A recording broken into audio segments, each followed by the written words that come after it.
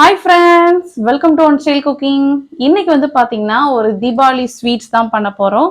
எல்லாருக்குமே ரொம்ப பிடிச்ச ரெசிபி. எனக்கு ஸ்பெஷலா வந்து இது ரொம்ப பிடிக்கும். ரொம்ப ஈஸியா பண்ணிடலாம். கம்மியான இன்கிரிடியன்ட் தான், ரொம்ப டேஸ்டா இருக்கும். பாதுஷா தாங்க பண்ண போறோம். சூப்பரா உள்ள நல்லா சாஃப்டா ஜூசியா நம்ம எப்படி பாதுஷா பண்ணலாங்கிறத வாங்க வீடியோல போய் பார்க்கலாம். பாதுஷா பண்றதுக்கு பாத்தீங்கன்னா நான் 1 கப் அளவுக்கு மைதா எடுத்திருக்கேன். இந்த மைதா வந்து பாத்தீங்கன்னா ஒரு 200 கிராம் அளவுக்கு இருக்கும்.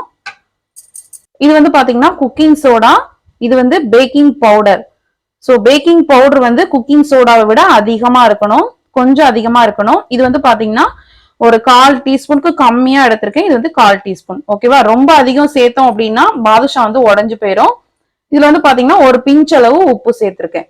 இப்போ இதை வந்து நம்ம பாத்தீங்கன்னா மாவுல சேர்த்துக்கலாம். மாவுல நம்ம எடுத்து வச்சிருந்த சோடா, பேக்கிங் பவுடர், உப்பு இதை சேர்த்து நல்லா மிக்ஸ் பண்ணிக்கோங்க. இப்போ வந்து பாத்தீங்கன்னா மாவு நல்லா மிக்ஸ் பண்ணியாச்சு. நம்ம வந்து பாதுஷா வந்து உங்களுக்கு நல்லா ரிச்சா வேணும்னு நினைச்சீங்கன்னா கண்டிப்பா வந்து நெய் ஆட் பண்ணுங்க. இல்ல அப்படின்னா நம்ம ஊர்ல ஈஸியாவே கிடைக்கும் டால்டா. அந்த டால்டாவும் நெய்யுமே வந்து பாத்தீங்கன்னா டைரக்டா வந்து நம்ம இதுல ஆட் பண்ணக்கூடாது. லைட்டா வந்து ஹீட் பண்ணி அதை வந்து உருக்கிட்டு தான் என்ன பண்ணணும் இதுல ஆட் பண்ணணும். அந்த லைட் வார்மோட இந்த மாவுல வந்து ஆட் பண்ணணும். நெய் வந்து நல்லா உருக்கி வச்சிருக்கேன். இது வந்து 2 டேபிள் ஸ்பூன், இந்த ஸ்பூனுக்கு 2 டேபிள் ஸ்பூன் அளவு சேர்த்திருக்கேன். இதை வந்து சேர்த்துக்கலாம். இப்ப இதை சேர்த்து நல்லா வந்து ஃபர்ஸ்ட் மிக்ஸ் பண்ணிக்கணும். மாவு நல்லா பொல பொலன்னு இருக்கு.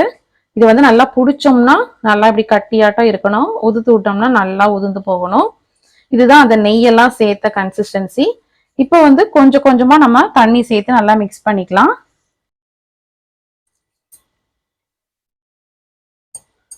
இப்போ மாவு வந்து பாத்தீங்கன்னா இந்த மாதிரி நல்லா பிசைஞ்சாச்சு. இது பிசைஞ்சிருக்கப்பவே தெரியும். நம்ம மற்ற சப்பாத்தி மற்ற ஜாமுனுக்குலாம் பிசைற மாதிரி இதுல மாவு வந்து அப்படியே டிஃப்ரெண்டா இருக்கும். உள்ள பாத்தீங்கன்னா இந்த மாதிரி லேயர் லேயரா இருக்க மாதிரி இருக்கும். பாருங்க, இதுதான் வந்து கரெக்டான கன்சிஸ்டன்சி.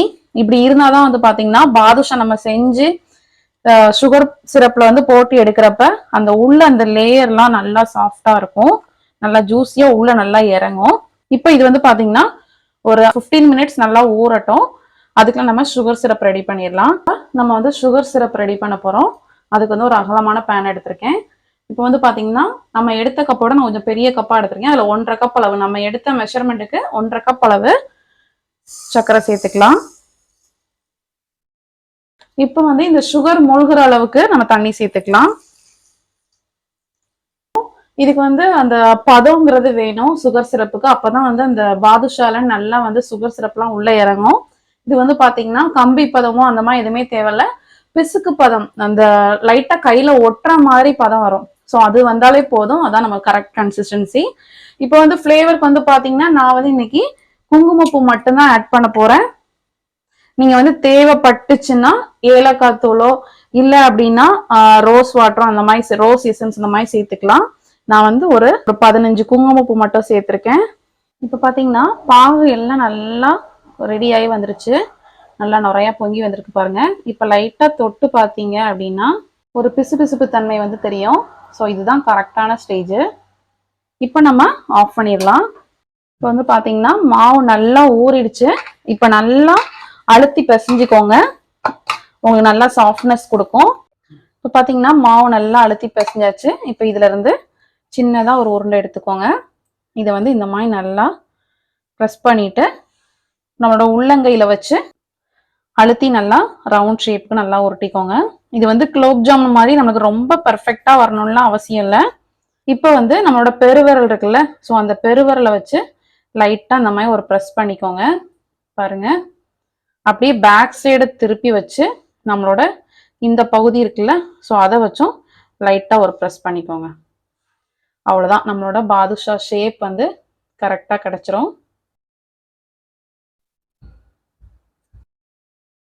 பாதுஷா எல்லாமே நல்லா உருட்டி எடுத்தாச்சு.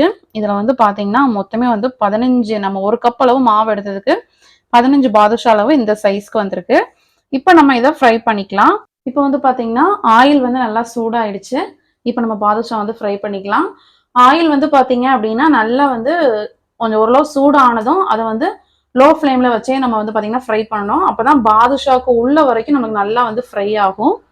இப்போ வந்து பாத்தீங்கன்னா நான் வந்து சின்ன பாத்திரங்கிறனால 2 ஸ்டேஜா ஃப்ரை பண்ண போறேன். நீங்க வந்து மொத்தமா கூட ஃப்ரை பண்ணிக்கலாம். பாருங்க, போட்டோன்னே இந்த மாதிரி லைட்டா பபுள்ஸ் வர ஆரம்பிக்குது. இந்த லைட்டா குக் ஆனதுக்கு அப்புறம் தான் மேலே எலும்பி வரும். இப்போ நல்லா ஃப்ரை ஆகி உங்களுக்கு வந்து இந்த பாதுஷா நல்லா மேலே எலும்பி வரும். பாதுஷா எப்பவுமே ஃப்ரை பண்றப்ப வந்து நம்ம பாகுல போடுறப்ப நிறைய பேர் வந்து இந்த மாதிரி தப்பு பண்ணுவோம். எடுத்த உடனே ஃப்ரை பண்ண உடனே வந்து சுகர் சிரப்ல வந்து போட்டுறக்கூடாது. பாதுஷா வந்து நம்ம ஃப்ரை பண்ணி எடுத்ததுக்கு அப்புறம் கொஞ்ச நேரம் அதுக்கு வந்து ரெஸ்ட் கொடுக்கணும். அப்பதான் வந்து பாத்தீங்கன்னா அந்த உள்ள வரைக்கும் அந்த ஹீட்ல வந்து உள்ள மாவெல்லாம் வந்து நல்லா நம்மளுக்கு குக் ஆகும். ஸோ அது தெரியாம வந்து பாத்தீங்கன்னா நிறைய பேர் வந்து உடனே ஃப்ரை பண்ணிட்டு அப்படியே போட்டீங்கன்னா உங்களுக்கு வந்து உள்ள அந்த மாவு வேகாம உங்களுக்கு சாஃப்டாவே தான் இருக்கும். ஸோ அதனால இதெல்லாம் இந்த சின்ன சின்ன டிப்ஸையும் வந்து ரொம்ப கேர்ஃபுல்லா பண்ணீங்க அப்படின்னா உங்களோட பாதுஷா வந்து நம்ம பேக்கரியில வாங்குறத விட ரொம்ப சூப்பரா வந்து நம்ம பண்ணலாம். இன்னைக்கு வந்து நான் வந்து பாத்தீங்க அப்படின்னா எல்லா பேட்சையும் ஃப்ரை பண்ணி எடுத்துட்டு அதுக்கப்புறம் ஒரு 5 மினிட்ஸ் கழிச்சு தான் வந்து பாத்தீங்கன்னா சுகர் சிரப் வந்து வைக்க போறேன். ஒரே ஒரு விஷயம் நம்ம போடுறப்ப சுகர் சிரப் வந்து லைட்டா வார்மா இருக்கணும். ஸோ அதை மட்டும் நீங்க வந்து செக் பண்ணிக்கோங்க. இன்கேஸ் ஆறிடுச்சு அப்படின்னா லைட்டா ஹீட் பண்ணிக்கோங்க.